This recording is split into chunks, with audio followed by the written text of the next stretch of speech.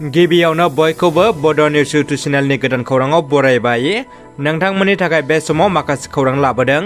भिडिअखौ जोबजासे नायलांनो दाबाव आरो चेनेलाव गोदानब्ला अन्नानै साबस्क्राइब खालामना बेल आइकनआ अलाव होनानै ला आरो भिडिअखौ लाइक कमेन्ट शेयार खालामनो गुरै खावलायबाय। दानिया फैदो दिनैनि खौराङाव। गिबि खौराङाव दङ बिजनी जिल्ला बर' थुनलाइ आफाद, बिजनी दख'रा दुलाराय बर' फरायसा आफाद आरो बिजनी जिल्ला बर' गुदि फोरोंगिरि गौथुमनि जथाय बानजायनायाव बिजनी बर' बाजारनि बर' बाजार माहारियारि नयुङाव फोरोंगिरिफोरनि जथुम्मा खुंदों।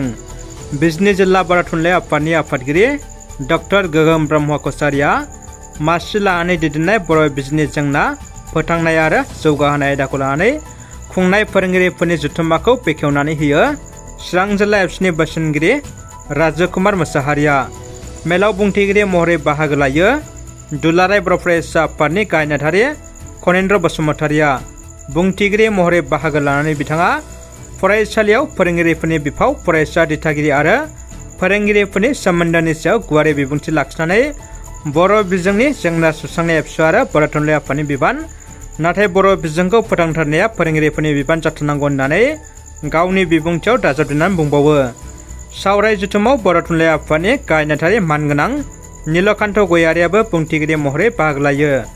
बे हाबाफारियावनो दुलाराय बर' फरायसा आफादनि हारिमु नेहाथारि मुस्रि सुसिल इस्लारि, चिरां जिल्ला दुलाराय बर' फरायसा आफादनि बानस' आफादगिरि सोरांसार बसुमतारि, गाहाय नेहाथारि डक्टर रिदिया नार्जारि, जिल्ला बर' थुनलाइ आरो दख'रा एबसुनि बिबानगिरिफ्राबो बाहागो लायो।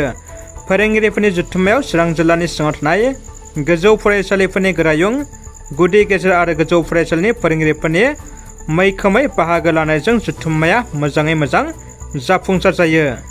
नेपाल हादराव गिख्रंथाव हेलिकप्टार जाब्रबथाय। नेपाल हादरनि माउन्ट एभारेस्ट हाजोआव गिख्रंथाव हेलिकप्टार जाब्रबथाय जादों। बे गिख्रंथाव हेलिकप्टार जाब्रबथायाव पाइलटजों लोगोसे सा 10 सुबुंनि जिउ खहा। मख'नो गोनांदि माखासे दान सिगांबो नेपाल हादराव बिरखं जाब्रबथाय जादोंमोन, जेरावनाखि गोबां सुबुंफोरा जिउ गोमानो गोनां जादोंमोन। रुनिकाटा समबाय समितियाव गोदानै CSC सेन्टार बेखेवदों।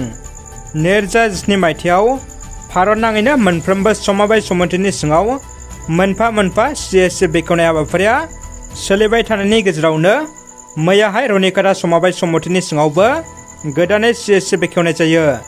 बे CSC नि गेजेरजों समबाय समितिनि गोबां माखासे खामानिफोरखौ मावनो थाखाय मावफुंनो लानाय जायो। बे बेखेवनाय हाबाफारियावनो बेखेवगिरि आलासि महरै नुजाथियो 14 नं चिरां दुवार ब्लक कमिटि इउपिपिएलनि आफादगिरि बिरदाव मुसाहारि, नेहाथारि निखिल बरगयारि, रुनिकाटा समबाय समितिनि मासिगिरि बिनोद कुमार ब्रह्म, नेहाथारि गोकुल ब्रह्म, समबाय समितिनि गासै बर्ड गासै दैदेनगिरिफोरजों लोगोसे ओनसोलनि मेलेमजिबि सुबुंफ्रा बाहागो लायो। गारि सालायोबा बयबो सांग्रां जा। क'क्राझारनि फ्लाइअभाराव नोंथांमोना गारि दोनथ'योब्ला एबा पार्क खालामोब्ला होनांगोन 2000 रां जुरिमाना। क'क्राझार ट्राफिक पुलिसआ सेक्सन US 1791 MP एक्टनि गेजेरजों नोंथांमोनखौ जुरिमाना फोनांगोन। मख'नो गोनांदि क'क्राझारनि फ्लाइअभारा मोनसे एक्सिडेन्ट जाफ्लेबाय थाग्रा जायगा, बेनिखायनो ट्राफिक पुलिसआ बे गोख्रों थांखिखौ लादों। नोंथांमोना सांग्रां जा, नङाब्ला होनांगोन 2000 रां जुरिमाना। दानिया फैदो गुबुन मोनसे खौराङाव। आथिखालाव खौरांगिरिफोरखौ गाज्रि गाग्लोबबाय थानायखौ नोजोर बोनानै जापाननि आगान। थांनाय सानफोराव बङाइगाव जिल्ला, धुबुरी जिल्ला, गुवाहाटी, जरहाट, क'क्राझार बायदि जिल्लाफ्राव दुथांफ्रा खौरांगिरिफोरखौ नोजोर बोनानै गाग्लोबनानै गोगोम जोखोम खालामबोदों। गावनि मावनो गोनां हाबाखौ मावनो थांनायाव गुबुन गुबुन समाव खौरांगिरिखौ इनाय गाग्लोबबोदों दुथांफ्रा।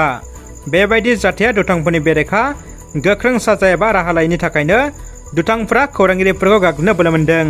बेनिखायनो मैया 12 जुलाइ 2023 अक्ट'आव बङाइगाव जिल्ला बेंगिरिनि जोहै आसामनि गिबि मन्थ्रिनो गांसे गोसोखां बिलाइ गथायो, जेन' खौरांगिरिखौ गोसोबायदि जेराव मेराव गाग्लोबग्रा दुथांफोरनि बेरेखा आयेनजों गोख्रों साजा होयो। बेनि थाखाय गिबि मन्थ्रिनिसिम गोसोखां बिलाइ गथायहरो। इउनाइटेड फाराम एक्स-एन-डि-पिनि खौरां मेल। सनितपुर जिल्लानि सिङाव थानाय गफुर हालामाव थांनाय 3 मेयाव गामि सुसननाय आरो दानख'नायाव हेलेम-जिपिआ थालांनायनि सायाव इउनाइटेड फाराम अफ एक्स-एन-डि-पिनि खौरांगिरि मेल। सनितपुर जिल्लानि फरायसा आफाद आरो ट्राइबेल संघनि दैदेनगिरिफ्रा बर'खौ खावनै खालामनो सानदों नामा होननानै खौरां मेलनि गेजेरजों सोंलु दैखांदों। गोसोखां बिलाइ गथायखांनायनि उनावबो लेहेम-जिपिनि माखासे गामिफोरखौ सिखावै बेहरखुमाफिनना बर'खौ बोखावनो सानदों नामा, बे मोनसे गेदेर सोंलु सिखारदों। धेमाजि जिल्ला एबसुनि गाहाय नेहाथारि उदांबि बड'सा आरो मावख' नेहाथारि अजय औवारिमोनखौ सिनाय मोनै दुथांफ्रा एक्सटेन्ड खालामलांदों। धेमाजि जिल्ला एबसुनि गाहाय नेहाथारि उदांबि बड'सा आरो मावख' नेहाथारि अजय औवारि सानैजों जनाय नेपालि बस्तिनिफ्राय हरनि 8 बाजियाव न'सिम थांबाय थानाय समावनो मोरखं सेलेक फरायसालियाव दान्दिसे सासे मानसिजों सावरायबाय थानाय समावनो हरखाब जनाय गोजोनपुरथिंजायनिफ्राय फैनाय सिनाय मोनै दुथांनि एल्ट' गारिया हरखाबै मोखाङाव डाइरेक्ट सौनानै होफैयो।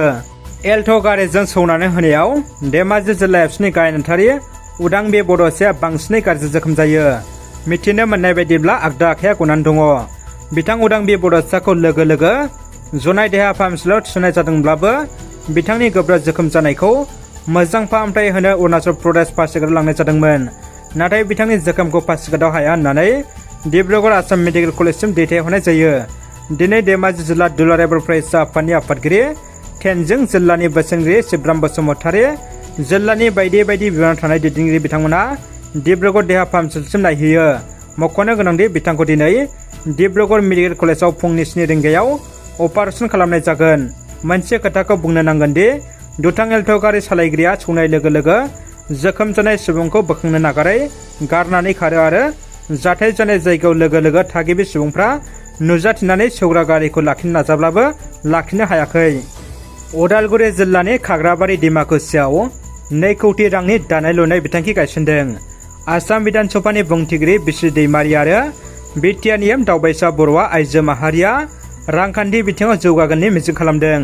मैया आसाम आयेन आफादनि बुंथिगिरि थामहिनबा फानेरि बियाबनि एमएलए बिसि दैमारिया खाग्राबारि बाथौ आश्रमाव माइनावस्रि दानाय लुनाय समबाय समितिनि थाखाय 2 कौटि रांनि दानाय लुनाय बिथांखि गायसनदों।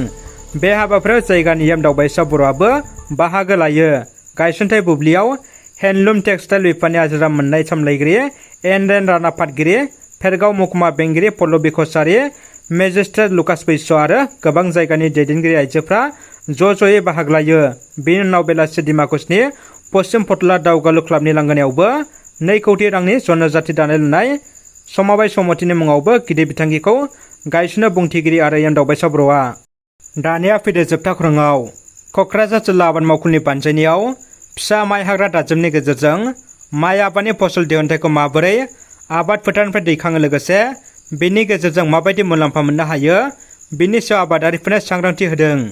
क'क्राझार जिल्लानि सिङाव थानाय दतमा हगमाबिल गामिनि लाइमोन आफाद एन्ड लाइब्रेरियाव क'क्राझार जिल्ला आबाद मावखुलियाव दतमानि जोलै एग्र' प्रडेक्सा कम्पानि लिमिटेडनि सिङाव थानाय सा 646 आबादारिफोरखौ लानानै फिसा माइ हाग्रा दाजेम बाहायनानै मेसें बोथोरनि बर' एरि माइनि फसलखौ माबोरै बोखांनो हायो आरो माबायदि मुलाम्फा मोननो हायो बेनि सायाव सांग्रांथि होनानै मोनसे जर'खा हाबाफारि बानजायदों।